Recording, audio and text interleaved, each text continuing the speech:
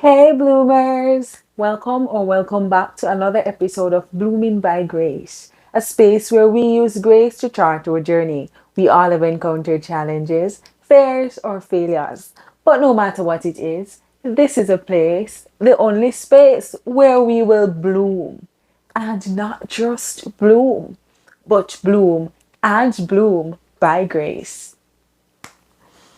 I'm imagining that you are here because you would have seen the title or the caption. You're just simply interested in wanting to know tips on how you can meditate and meditate on God.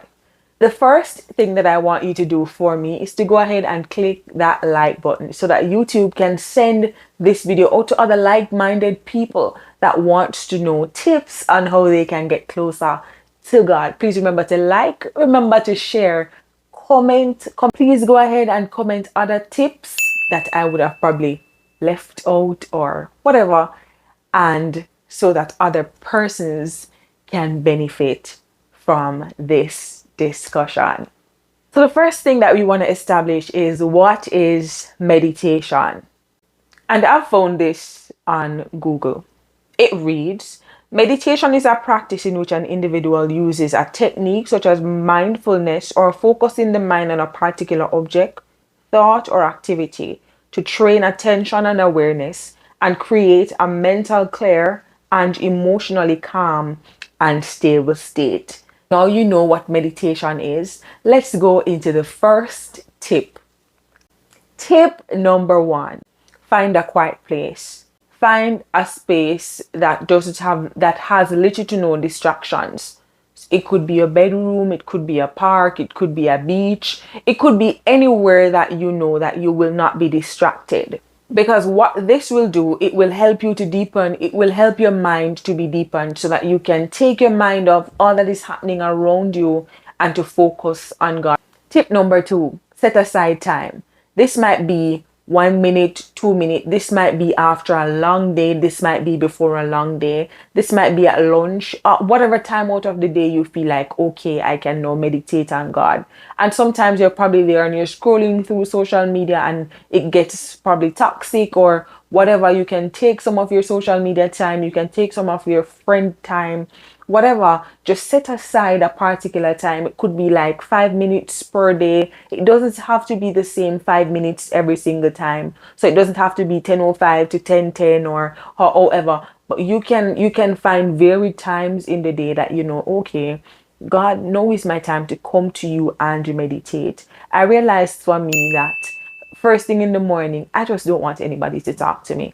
So I try as best as possible in that moment. I mean, it doesn't always happen, but I try for the first few minutes in the morning to just have some time to really meditate. And I also try it at the last part of the day. So when I'm going to my bed, for you, it might be different. But find that time that you are most comfortable with in that quiet space so that you can have that moment to reflect or just to shift your mind from all that is happening to God.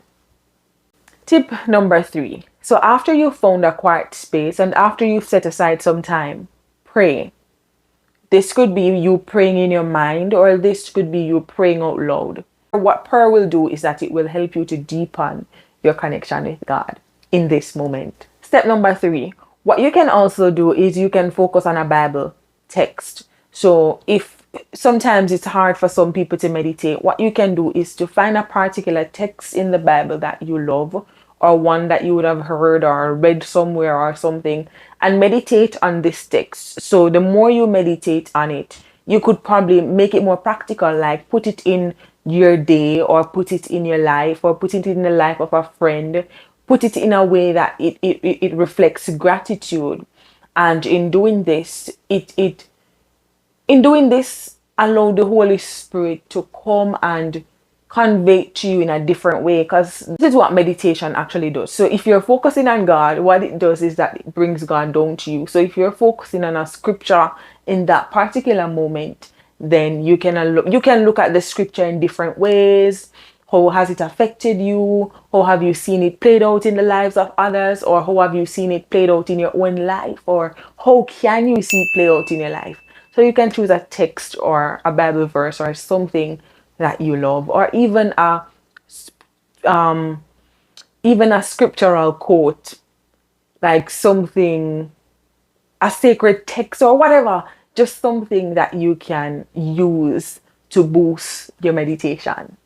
Another one is to use a mantra. So after you would have found a quiet space, after you would have set aside some time, or after you would have prayed and choose a Bible verse, you can also choose a mantra. So this is like a word or whatever. So it could be gratitude, or it could be relaxation, or it could be peace, it could be joy, whatever word you want to choose, or whatever quote, as I've mentioned earlier, you want to choose, and reflect on this in such a way that it can help to quiet your thoughts.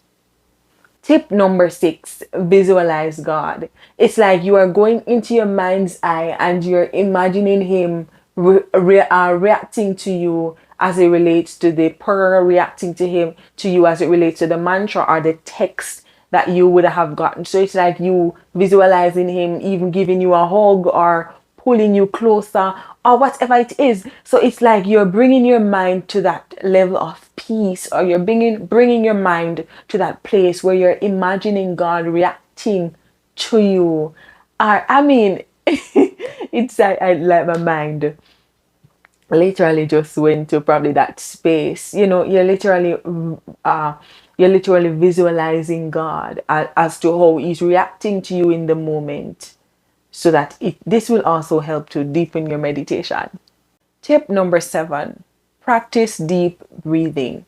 Deep breathing helps us, and sometimes what I've learned over the years is that sometimes the weight of our days and the stressors of life allows us to not breathe properly. So in this moment where you're like, okay, God, come into me because I'm here. I want you to speak to me in whatever way.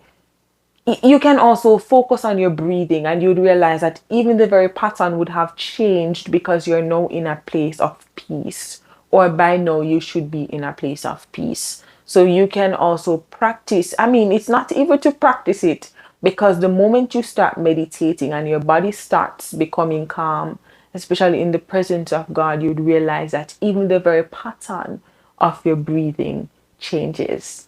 So yeah, tip number 7. Practice deep breathing. Number 8, cultivate gratitude. Focus on the things that you are grateful for.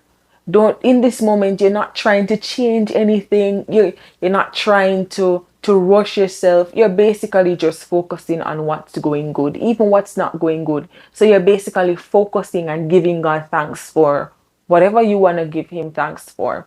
Cultivate a level of gratitude. And what I've also realized over the years is that a shift of mindset into being more grateful, like, it actually helps to bring you closer to God, and it actually helps you to achieve more in life, because it's like you're looking now not on everything that's going bad, or even if things are going bad, like, there's a shift to know being grateful even for the bad. Because First Thessalonians chapter 5 verse 18 basically teaches us that we're supposed to be grateful, or we're supposed to give thanks in all situations, because this is the will of God for man.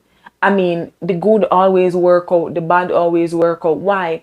Because according to Genesis 34, somewhere thereabout, it reminds us that all things work together for good to them that love Him and are called according to His purpose. So you can just be grateful, or whatever you're grateful for. It's a great tip on how to meditate, and not just meditate, but we're meditating on God.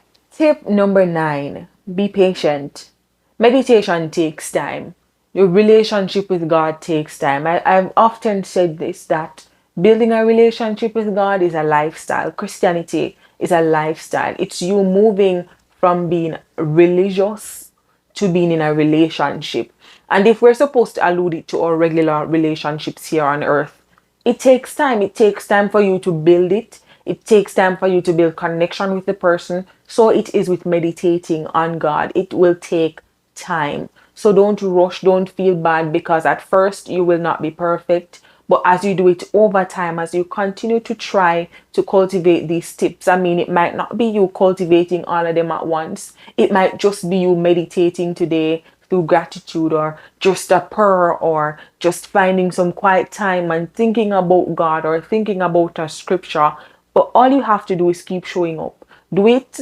Sometimes the Holy Spirit will prompt you to do it until you will find yourself doing it even out of you, or out of you trying, or out of you even forcing it. Then you'll realize that then what you'll do is realize that there's a flow. There's a flow. There's a flow. So just take your time, don't rush. What I've always said is what I always continue to say. Life is a process. Christianity is life. Do not beat up yourself, because God is not beating up on you. He sees where you are. He knows where you are. He knows who you are. He just desires for us to come unto Him. Those who are. So what happened just now is that my other phone had died, so I had to wheel and come again.